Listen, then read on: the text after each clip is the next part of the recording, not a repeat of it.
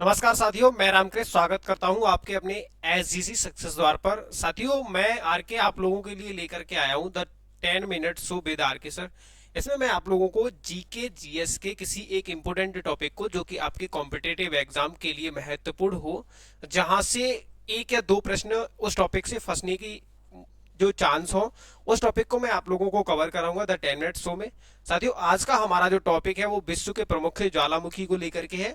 और इनमें जो है सबसे बड़ी बात यह है, यहाँ ज्वालामुखी या इसी जैसे जैसे भूकंप हो गया या मतलब और भी टॉपिक हो गए, इन्हीं सारे टॉपिकों को मैं आप लोगों को इस शो में कराऊंगा। ठीक है, आज का हमारा जो टॉपिक है वो ज्वालामुखी है, और ज्वालामुखी से रिलेटेड अक्सर करके एग्जाम में एक या दो प्रश्न पूछ लिए जाते हैं कि फला ज्वालामुखी जो है कौन से देश में है, या फला ज्वालामुखी भारत के किस राज्य में है, ये निम्न में से कौन सा सक्रिय ज्वालामुखी है, कौन से सुषुप्त ज्वालामुखी है।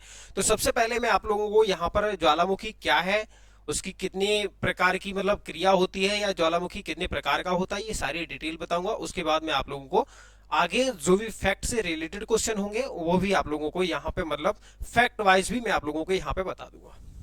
ठीक है, तो सबसे पहले ज्वालामुखी वह छिद्र या दरार जिसका संबंध जो है पृथ्वी के आंतरिक भाग से होता है। सपोज दैट, मान लीजिए कोई पृथ्वी की सतह पर ऐसा कोई छिद्र जिसका संबंध पृथ्वी के आंतरिक हिस्से यानी अंदरूनी हिस्से से है, वह जो है यानी जिससे होकर के या कहें उस हिस्से से होकर के निकलने वाले जैसे पदार्थ, जिसमें लावा हो गया, गैस हो गई, जलवाष्प हो गया, या कोई भी मतलब खंड हो गए, ये जो कण हो गए, वह जो है क्रिया आप लोगों की क्या कहलाती है, ज्वालामुखी कहलाती है। ठीक है, आगे हम लोग अगर बात करेंगे इसमें ज्वालामुखी क्रिया क्या है, मैंने वो जो पूरी प्रक्रिया थी उसका नाम है ज्वालामुखी।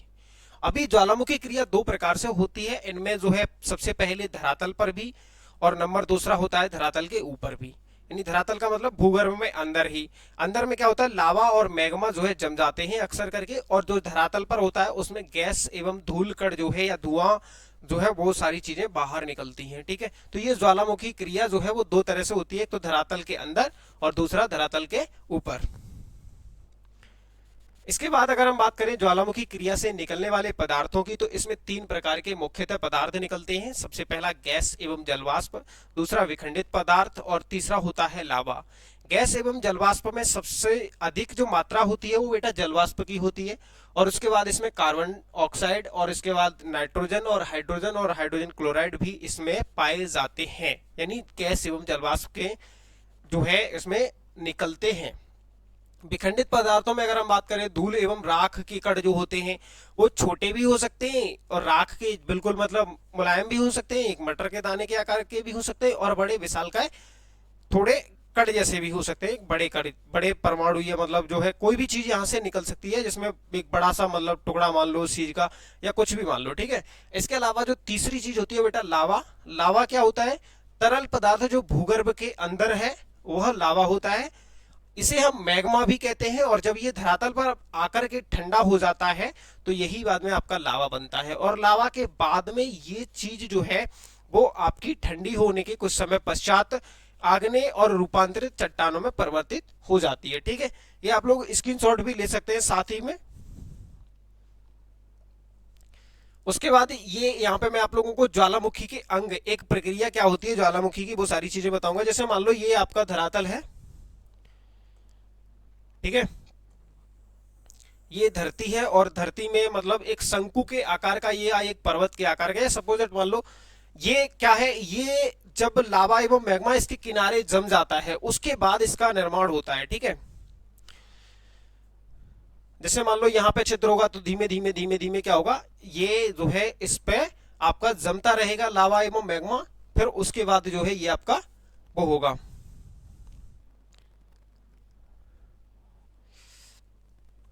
ठीक है, इनमें कुल मिलाकर के चार अंग होते हैं, जो हम अगर हम सही तरीके से बात करें, सबसे पहला होता है जो ज्वालामुखी शंकु बोलते हैं, जिसे हम ज्वालामुखी शंकु का मतलब ये है, ये एक शंकु के आकार का है, इसे ही हम ज्वालामुखी शंकु कहते हैं।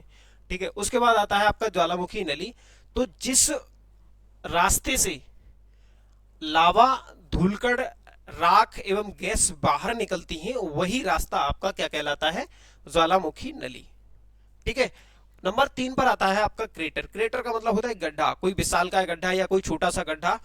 तो ये जो हिस्सा आप लोग देख रहे हैं एक्चुअली में क्या होता है, जैसे मान लीजिए ये ज्वालामुखी है और जब यहां से कोई पदार्थ बाहर निकलेगा तो ये इस तरीके से बन जाएगा, ठीक है। इस तरीके से जब ये बन जाएगा और ये जो गड्ढा जो हो जाता है यहां पर, वही आपका क्रेटर कहलाता है। क्या कहलाता है? क्रेटर। नंबर 4 पर ज्वालामुखी पर्वत। जब यही लावा जो है किनारे जमते जमते जमते जमते उस जगह से लगातार निकलता रहता है, निकलता रहता है, फिर उसके ऊपर लावा जमता रहता है, वो ठंडा होता जाता है और धीमे धीमे धीमे धीमे ये क्या होता है, एक पर्वत का आकार ले लेता है। इसे ही हम क्या कहते हैं? ज्वालामुखी पर्वत। इसके बाद बात आती है ज्वालामुखी के प्रकार। ज्वालामुखी कितने प्रकार के होते हैं? तो ज्वालामुखी मुख्यतः 3 प्रकार के होते हैं: सक्रिय ज्वालामुखी, प्रसुप्त ज्वालामुखी और शांत ज्वालामुखी। सक्रिय ज्वालामुखी जो होते हैं बेटा, उनमें सदैव जो है उद्गार होता रहता है, यानी यहां से धूल, वाष्प, जलवाष्प, गैसें और राख और इसके अलावा लावा वगैरह ये चीजें हमेशा निकलती रहती हैं। तो इन ज्वालामुखी को जो है हम क्या कहते हैं? सक्रिय ज्वालामुखी। इनकी संख्या लगभग अभी वर्तमान में विश्व भर में 500 के समथिंग है। उसके बाद अगर हम प्रसुप्त ज्वालामुखी की बात करें, निकट भविष्य में तो उद्गार नहीं हुआ है, यानी सॉरी निकट अतीत में तो कोई उद्गार नहीं हुआ, लेकिन कभी भी हो सकता है। ऐसे ज्वालामुखी को हम प्रसुप्त ज्वालामुखी कहते हैं। और नंबर 3 पर आता है शांत ज्वालामुखी, यानी ये एक तरीके से कह सकते हैं लंबे समय से सोया हुआ ज्वालामुखी है, जो मान लो आपका सो गया है लेकिन हो सकता है कि वो कभी भी जग जाए, ठीक है। नंबर 3 पर आता है आपका शांत ज्वालामुखी। ऐतिहासिक काल में उद्गार नहीं हुआ है और आगे भी इससे होने की कोई संभावना नहीं है। तो ऐसे ज्वालामुखी को हम कहते हैं शांत ज्वालामुखी, ठीक है। इसके बाद हमने ज्वालामुखी को जो है 3 प्रक्रिया में बांटा: सक्रिय, सुषुप्त, प्रसुप्त और आपका शांत।